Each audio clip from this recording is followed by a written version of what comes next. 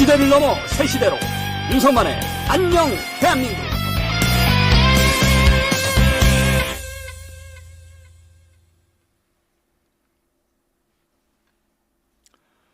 네, 시청자 여러분 안녕하십니까? 윤석만의 안녕 대한민국 4월 18일 아침 방송 시작하겠습니다. 우리 동료 시민 여러분도 그렇게 생각하실지 모르겠지만은 저는 안녕 대한민국의 이 타이틀 음악이 너무 좋습니다.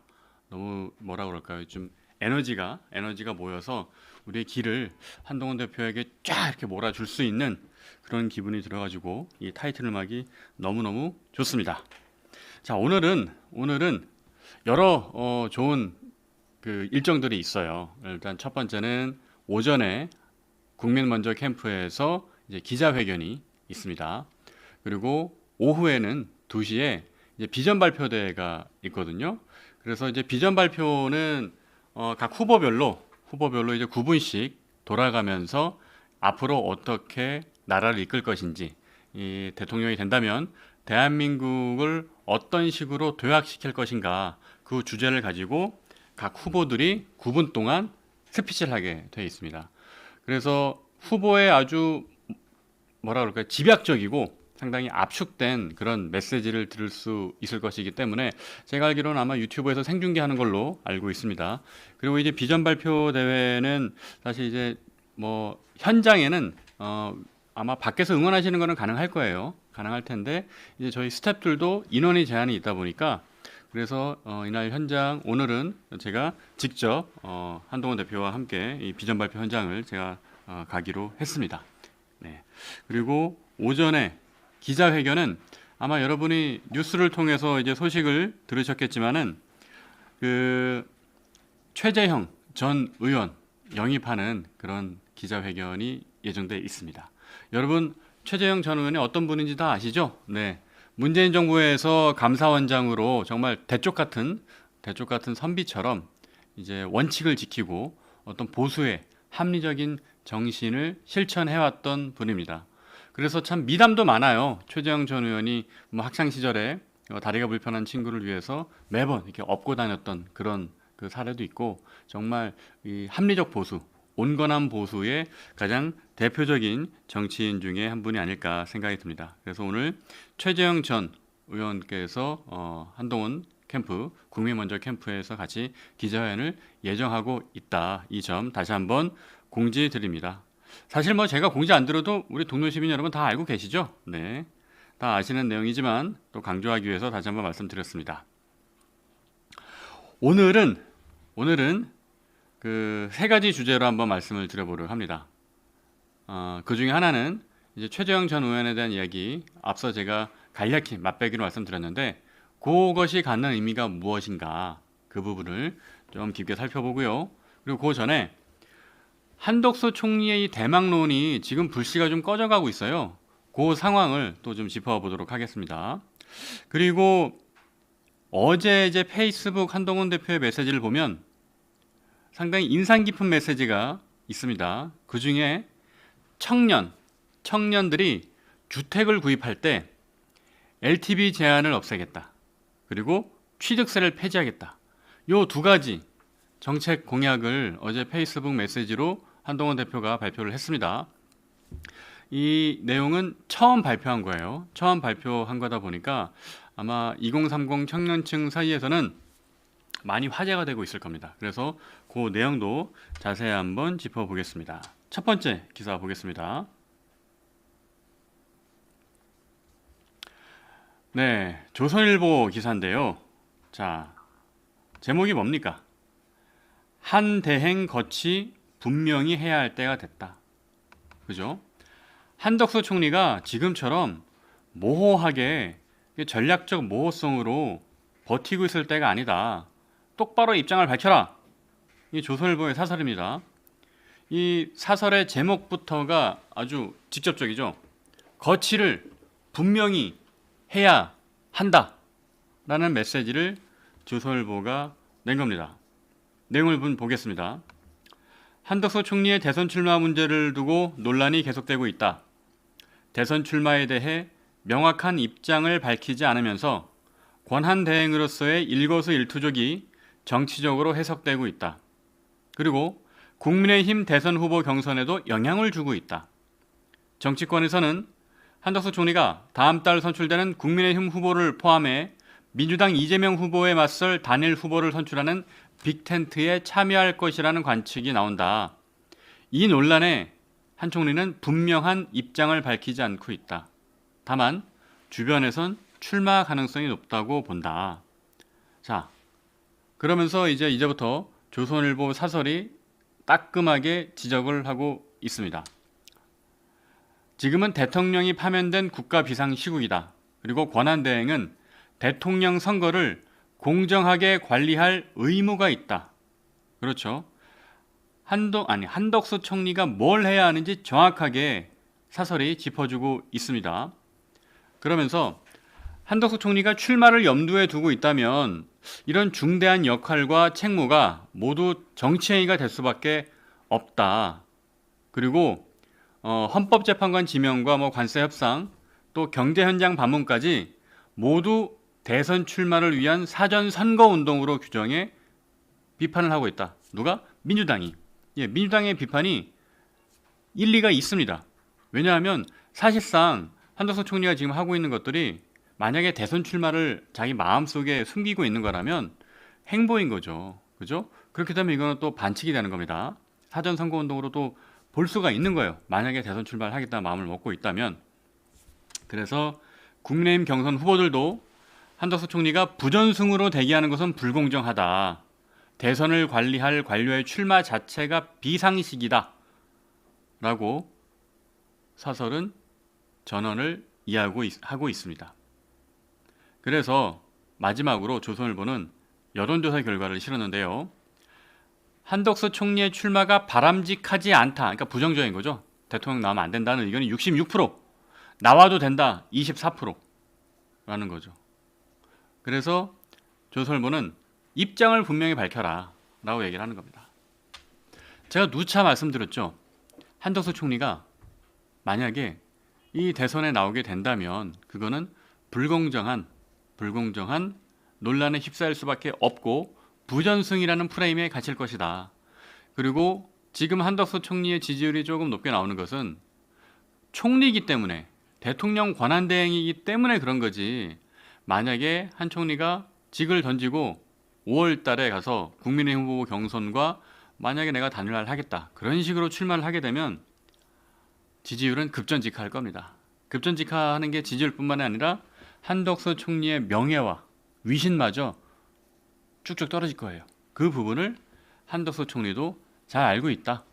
왜냐하면 한 총리는 분별 있고 그리고 합리적으로 생각하는 사람이기 때문에 그 부분을 잘 알고 있는데 다만 친윤 의원들이 박수영 의원이나 박수영 의원이 공개한 걸 보면은 54명의 그 연판장을 쓴 의원들이 있다는 거 아니에요. 그런 분들이 자꾸 헛바람을 넣고 있는 거다. 그래서 박수영 의원은 자꾸 왜 그 54명 명단을 공개 안 하는지 모르겠습니다. 빨리 좀 공개를 하십시오. 그렇게 해야 이 조선일보가 얘기하는 것처럼 이 떳떳하게 되는 것과 흐름이 맞는 거 아니겠습니까? 우리가 정치인이 특히 자기의 어떤 소신과 입장을 정확하게 밝히고 그걸 가지고 어떤 국민의 심판을 받든지 국민을 설득을 하든지 해야 그게 떳떳한 정치 아니겠습니까? 이렇게 뒤에 숨어가지고 그냥 사람 숫자 54명이나 했다. 국민의힘 의원 절반이 했다라고 얘기를 하면 어느 국민이 그 정치인을 신뢰하겠습니까? 그죠? 한덕수 총리의 출마를 진정으로 촉구한다면 그것이 올바른 길이라면 박수영 의원과 그 연판장에 서명한 54명의 의원들은 이름을 꼭 공개하십시오. 이름을 꼭 공개해서 국민들이 이런 의원들이 한덕수 총리의 출마를 촉구하고 있구나. 이런 분들이 국민의힘의 어떤 경선 후보를 한덕수 총리와 단일화로 이렇게 부전승으로 올리고 싶어 하는구나. 그거를 제발 좀 밝혀주십시오. 제가 만약에 지금 언론에 신문사에 몸 담고 있었다면 아마 후배들을 시켜서라도 그 54명의 명단을 꼭 찾아냈을 겁니다. 그렇게 해야 됩니다. 그게 바로 국민의 알 권리입니다. 그죠? 박수영 의원님 그 김문수 캠프에만 계시지 마시고 그 처음에 한덕수 총리의 어떤 대망론을 띄웠던 분이지 않습니까?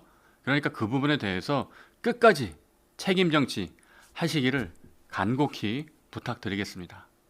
54명의 국회의원 이름을 공개해 주십시오. 언제까지 제가 이 얘기 할 거냐고요? 네.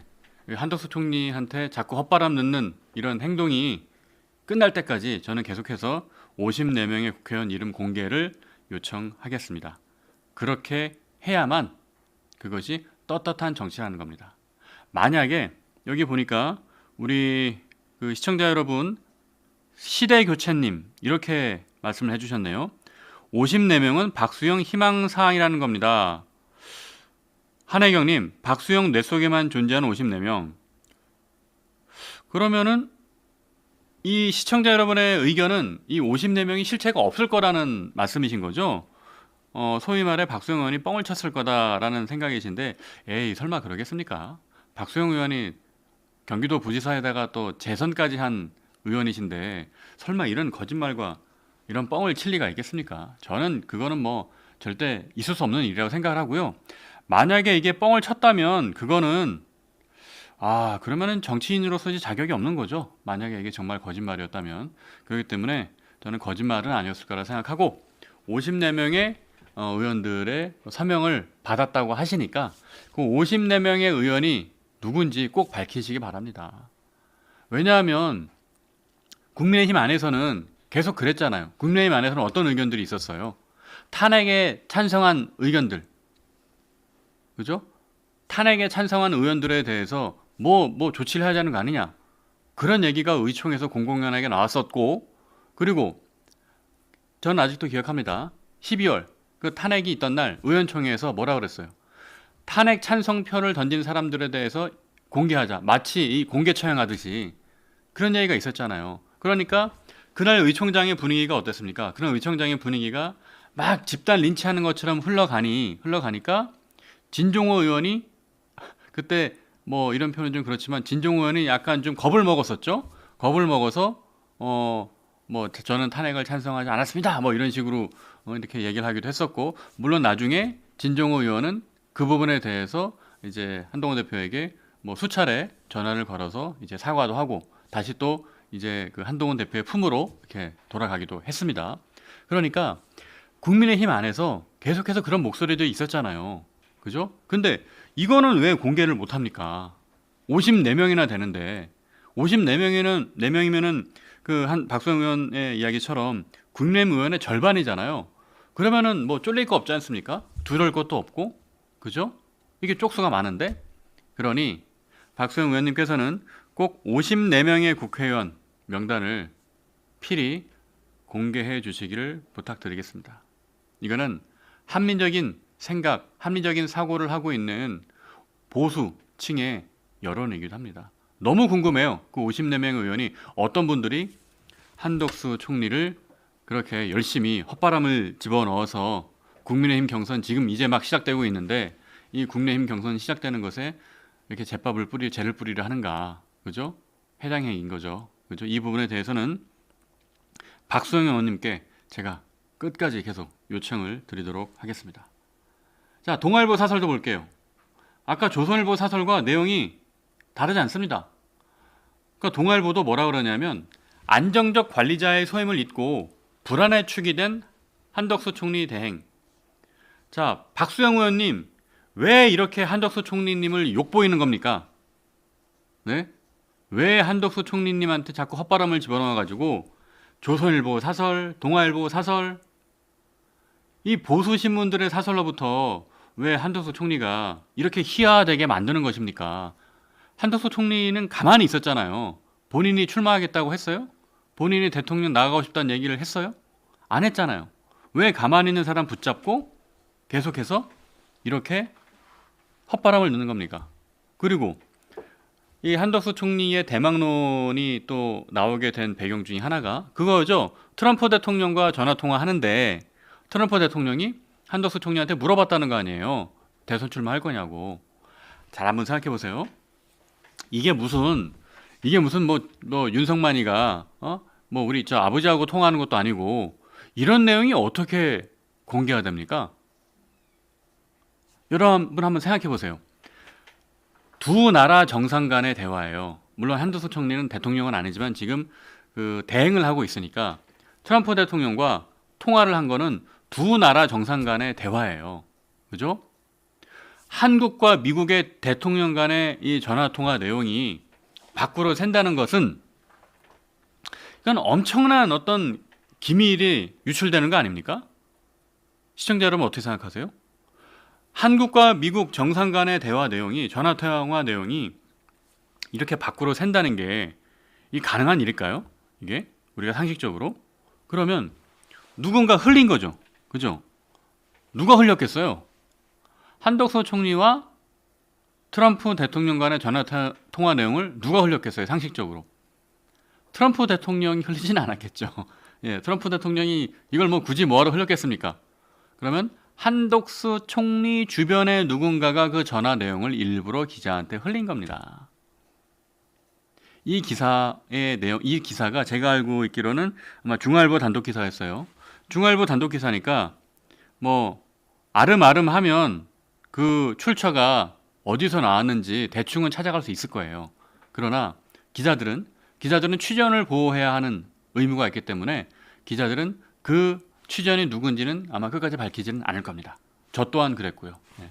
그래서 취재원을 누군지 밝히지는 못하겠지만은 우리가 상식적으로 한덕수 총리의 측근이라는 점은 우리가 알 수 있습니다. 그렇죠? 예를 들어서 총리실에 있는 구급 공무원이 그거를 유출했겠습니까? 그건 절대 아니겠죠. 그죠? 그러면 총리실에 있는 고위층의 누군가가 한덕수 총리와 트럼프의 전화 통화 내용의 그 정보에 접근 가능한 고위직 누군가가 기자에게 언론에 흘린 겁니다. 왜 흘렸냐고요? 일부러 흘렸겠죠. 한덕수의 대망론을 띄우기 위해서. 그런데 그러면 트럼프 대통령이 한덕수 총리가 뭔가 대통령감으로서 되게 좋아 보여서 그렇게 대선 출마를 물어봤을까요? 그것도 아니에요. 왜냐하면 예전에 박근혜 대통령이 탄핵됐을 때 황교안 총리한테도 자꾸 발음이 꼬이네요. 황교안 총리한테도 물어봤어요. 그 황교안 총리가 그 일이 통화가 있고 난 뒤 몇 년 뒤에 언론 방송 인터뷰에서 자기가 직접 얘기를 했어요. 트럼프 대통령이 자기한테 대선 출마할 거냐고 물어봤다. 그래서 근데 황교안 총리는 그때 어땠습니까? 이 부분만큼은 인정해야 돼요. 그때 멋지게 딱 잘라냈죠. 저는 출마 안 합니다. 멋지게 잘라낸 거예요. 한덕수 총리와 다르게. 얼마나 그 멋있는 모습입니까? 네? 정확하게 나는 출마하지 않겠다. 그렇게 해서 보수층의 혼란도 없애고 안정적으로 전국 운영을 이끌어 갔던 거 아닙니까? 황교안 총리가. 그때까지는 황교안 총리가 너무 잘하셨어요. 너무 잘했어요. 나중에 좀 너무 강성보수로 흘러가서 그렇지. 어쨌든 황교안 총리는 그때 정말 멋지게 딱 한 칼에 저는 불출마하겠습니다. 라고 이야기를 했습니다.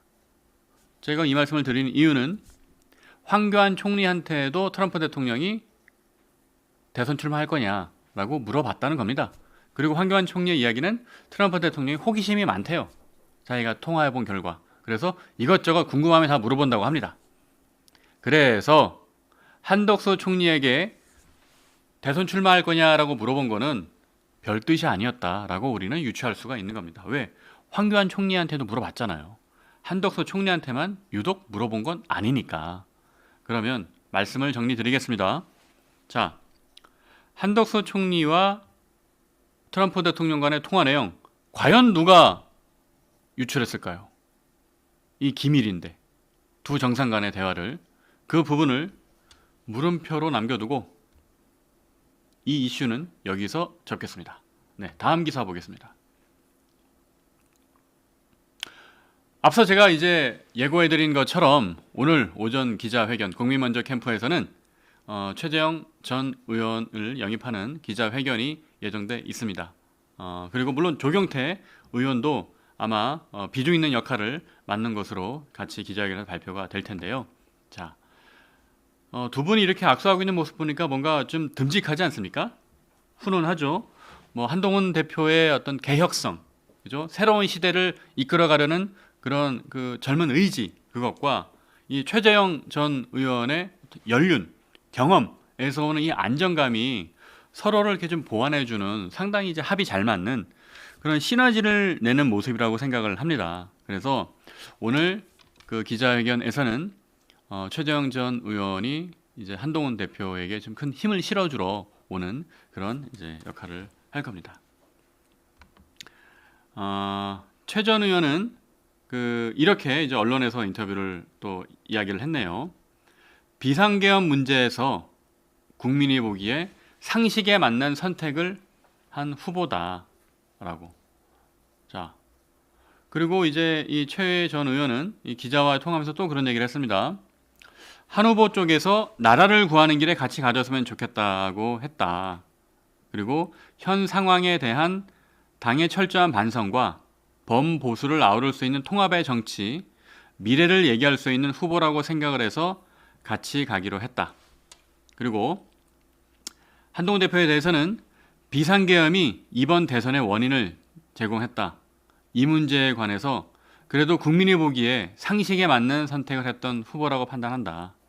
탄핵에 대해서도 헌법, 법률상 정해진 위기관리 시스템인 탄핵이라는 제도 안에서 해결할 수밖에 없는 상황이었는데 한동훈 대표가 그 길로 가는 문을 열어주는 역할을 했다. 그리고 당대표로서 계엄 해제를 요구하는 등 용기 있는 모습을 보여줬기 때문에 우리 당 후보 중에서 가장 강점이 있는 후보라고 생각을 한다. 라고 말을 했습니다. 자, 동료 시민 여러분 모두 동의하시죠? 이 부분에 대해서는. 네, 그래서 최재형 전 의원께서 오늘 기자회견에 참여하시면서 이제 한동훈 후보에게 아마 많은 힘을 또 실어줄 겁니다. 그래서 이 최재형 전 의원 여러분이 아시는 것처럼 정말 훌륭한 애국자시고 진짜 찐 보수입니다. 네. 뭐 그동안 미담도 많았죠. 뭐 그 최재형 전 의원 집에서는 애국가 뭐 사절까지 부른다 뭐 그런 이야기도 있었고, 그리고 뭐 사실 애국가를 사절까지 외우는 것도 쉽지 않아요. 그러니까 얼마나 이 나라를 사랑하는 마음이 컸으면 그렇게 하시는가 또 유추를 또 해보기도 하고요. 또 문재인 정부에서 감사원장을 하면서 진짜 대쪽같이 문재인 정부의 온갖 핍박을 받으면서도 그걸 다 버텨내고 공정과 상식, 정의를 위해서 열심히 일했던 분 아닙니까? 그리고 지난 대선에서 윤석열 후보와 또 뭐라 그럴까요? 초반에 이 경합을 또 했었던 그런 분이시기도 하고요. 그래서 최재형 전 의원의 이 합류가 정말 이 온건하고 합리적인 보수, 어떤 보수의 책임을 생각하는 찐 보수 여러분들에게 큰 메시지가 될 것이라고 생각을 합니다. 네. 자, 그 다음에 다음 뉴스 하나 더 살펴보겠습니다. 어제 미디어 데이라고 있었습니다. 네. 미디어 데이라고 있었는데 미디어 데이가 어떤 것이냐 하면 그 후보들이 토론 그리고 뭐 비전 발표 뭐 이런 것들을 한단 말이에요. 그래서 모여서 이제 오리엔테이션 같은 겁니다. 네, 오리엔테이션 같은 거를 하고 뭐 토론 뭐 순서 뭐 조도 뽑고 했습니다. 그랬는데 제목을 한번 볼게요. 제목이 나경원, 이철호, 한동훈, 홍준표 1차 토론 죽음의 조. 자, 죽음의 조 하니까 우리 많이 들어본 표현이죠. 축구. 국가대표 축구 하면 막 이게 죽음의 조 이런 표현 많이 쓰잖아요. 이제 대한민국 대표 선수단들이 뭐 이탈리아나 뭐 브라질, 독일 이런 강국들과 같은 조에 들어가게 되면 그때 이제 죽음의 조 이런 표현을 쓰는데, 자, 토론 조가 이제 두 개로 나뉘었습니다. A조, B조로 나눴는데 A조, B조로 나뉘어서 나경원, 이철우, 한동훈, 홍준표 이 네 분이 이제 B조가 됐습니다. 그랬는데 어제 이 미디어 데이에서 보면은 좀 재밌는 상황도 많이 연출이 됐어요. 어떤 거냐면 이 당사에 도착한 순서대로 어느 조에 들어갈지를 고르는 거였거든요. 그러니까 1등으로 도착하면 1등 첫 번째로 선택할 수 있어요. A조로 갈지 B조로 갈지. 근데 7등, 8등으로 도착한 게, 그러니까 제일 마지막에 도착한 게 홍준표 후보고요. 그 직전에 도착한 게 한동훈 후보입니다. 그러니까 두 분이 7등, 8등으로 도착을 하다 보니까 선택권이 뭐 사실상 뭐 거의 없었죠. 네. 그래서 A조, B조 선택을 하는데 한동훈 대표가 선택을 할 차례가 되니까 B조 두 자리밖에 남지 않은 거예요. B조 두 자리밖에. 그러니까 당연히 한동훈 대표는 선택을 할 수가 없이 B조를 가서 앉을 수밖에 없는 겁니다. 그런데 홍준표 후보도 어차피 마지막에 남는 자리에 앉아야 되니까 어떻게 했나요? 한동훈 대표가 홍준표 후보에게 같이 가자, 같이 가시자 해서 이 앞으로 이렇게 모셔가지고 그 마지막 자리까지 모시고 가는 그런 훈훈한 지점이 장면이 연출이 됐습니다. 그리고 또 한 가지는 그 1분 동안 이제 자기소개 스피치를 하는 거거든요. 자기소개 스피치를 하는데 그 1분에 제일 가깝게 연설을 스피치를 하면 또 메리트가 있었어요. 그랬는데 아마 제 기억으로는 이제 나경원 후보가 거의 가깝게 딱 시간을 잘 맞춘 것 같고요. 그리고 홍준표 후보가 1분 40초인가 그 타이머를 넘겼어요. 넘겨가지고 보는 사람들에게 재밌었는데 근데 이제 여기서 반전은 제일 마지막에 한동훈 후보 우리 어떻습니까? 여러분 이미지 생각하면 왠지 1분을 정확하게 딱 맞췄을 것 같지 않아요? 근데 한동훈 후보가 1분 50초인가 했어요. 그러니까 홍준표 후보보다 더 시간을 넘긴 겁니다. 그러니까 홍준표 후보가 뭐라 그러냐면 막 이렇게 웃으면서 한동훈 씨는 나보다 더 했어 라고 그렇게 웃은 겁니다. 그러면서 이제 분위기가 화기애애하게 연출이 됐죠. 그 다음에 홍준표 후보가 나중에 아마 언론 인터뷰에서 그런 얘기를 했는데 그 한동훈 대표를 처음 봤는데 사람이 뭐 좀 괜찮더라 뭐 그렇게 이야기를 했습니다. 네, 여기서 저는 이 미디어데이 행사를 뭐 직접 현장에는 가지 않고 캠프에서 생중계되는 걸 라이브로 봤는데 어떤 생각이 들었냐 하면 사실 한동훈 대표가 이날 아침에 이 미디어데이 가기 전에 이거 연습을 했어요. 어떤 연습을 했냐면 1분 동안 맞추는 연습을 했습니다. 아마 한동훈 대표가 1분에 맞추려고 했다면 충분히 맞출 수 있었을 겁니다. 그런데 제 판단에는 제가 이 부분 따로 이렇게 물어보진 않았습니다만은 앞에서 홍준표 후보가 시간을 쭉 오버해서 길게 얘기를 했잖아요. 그러니까 그걸 보고 아마 두 가지를 생각했을 것 같아요. 저는 뭐 한동훈 대표의 어쨌든 머릿속에 들어가서 한동훈 대표처럼 생각을 하려고 하는 그런 직책을 맡고 있으니까 제가 유추했을 건데 두 가지입니다. 첫 번째, 앞에서 홍준표 시장님께서 말씀을 좀 그 타이머를 놓치시고 길게 말씀하셨네. 그러면은 나도 같이 보조를 좀 맞춰야겠다. 뭐 그게 뭡니까? 어떻게 보면 또 그게 어쨌든 자기보다 훨씬 또 연장자이시기도 하고 또 법조인 선배이기도 했잖아요. 그러면 또 분위기가 또 좋지 않습니까? 그래서 일부러 시간을 늘려드린 거가 전도 있다고 생각해요. 두 번째는 이제 분위기를 쭉 보니까 1분 동안 이제 자기가 준비해온 말만 하는 것보다 뭔가 그래도 마음속에 있는 이야기를 좀 더 길게 하는 게 더 이 분위기상 더 맞겠다. 그런 생각을 했을 거라고 봐요. 그래서 결과적으로는 어때요? 결과적으로는 홍준표, 한동훈 이 두 분의 투샷이 되게 좀 화기애애하게 분위기 좋게 나오지 않았습니까? 그죠? 그게 왜 중요하냐면 경선 과정에서는 당연히 경쟁을 해야 합니다. 선의의 경쟁을 해야 할 후보들이에요. 그러나 경선이 끝나고 누군가 한 명의 후보가 결정된 다음에는 그 한 명의 후보를 중심으로 통합하고 한 목소리로 가야 됩니다. 그러기 위해서는 그런 장면, 그런 관계가 필요한 거예요. 저는 이것도 매우 중요한 정치적이라고 생각을 합니다. 그리고 지금 언론에서 신문사에서 예측들을 많이 하고 있죠. 결선에는 한동훈, 홍준표 이 두 명이 갈 가능성이 높다고. 그런 가능성들이 가장 높게 예측이 되고 있잖아요. 김문수 후보는 조금 떨어지고. 이건 뭐 제 생각이 아니라 대부분의 신문들이 그렇게 예측을 하고 있습니다. 그러니까 그런 그림이 됐을 때 이 한동훈, 홍준표 이 두 후보가 정말 이렇게 좀 선의의 경쟁하는 모습을 보이고 그리고 나중에 한 명이 결정이 됐을 때 그 결정된 후보를 중심으로 정말 통합되고 단일한 어떤 대우로 갈 수 있는 그런 모습이 연출될 수 있는 거다. 저는 그렇게 생각을 합니다. 자, 오늘 또 그 시청자 여러분께서 많이 와주셨거든요. 그래서 벌써 한 2,800명 정도 되는 동시 접속자 여러분들이 그 방송을 봐주고 계십니다. 자, 여러분이 저에게 힘이 되고 또 우리 한동훈 대표에게도 힘이 되고 있습니다. 그래서 그 스케줄 한 번 더 말씀드리면 오늘 오후 2시에는 이제 비전 발표 대회가 있습니다. 이 비전 발표 대회 지난번에 이제 취임 연설 아니 취임이 된다. 출마 이제 속마음이 나왔네요. 출마 연설 때 제가 연설하는 날 아침에 제가 뭐라 그랬습니까? 역사에 남을 명연설이 될 거다라고 했잖아요. 역사에 남을 명연설이 될 거다. 그리고 실제로 우리 동료 시민 여러분 그날 한동훈 대표의 출사표 출마 연설을 들으면서 어땠어요? 야, 대한민국 정치가 중에 대한민국 역대 대선 후보 중에 이보다 멋진 출마 연설이 있을까? 뭐 그런 생각 다들 하시지 않았습니까? 그죠? 아마 저는 한동훈 대표의 지난주 출마 연설이 앞으로 대한민국 정치사에 가장 훌륭한 연설 중에 하나로 표본으로 남을 것이다 라고 생각을 합니다.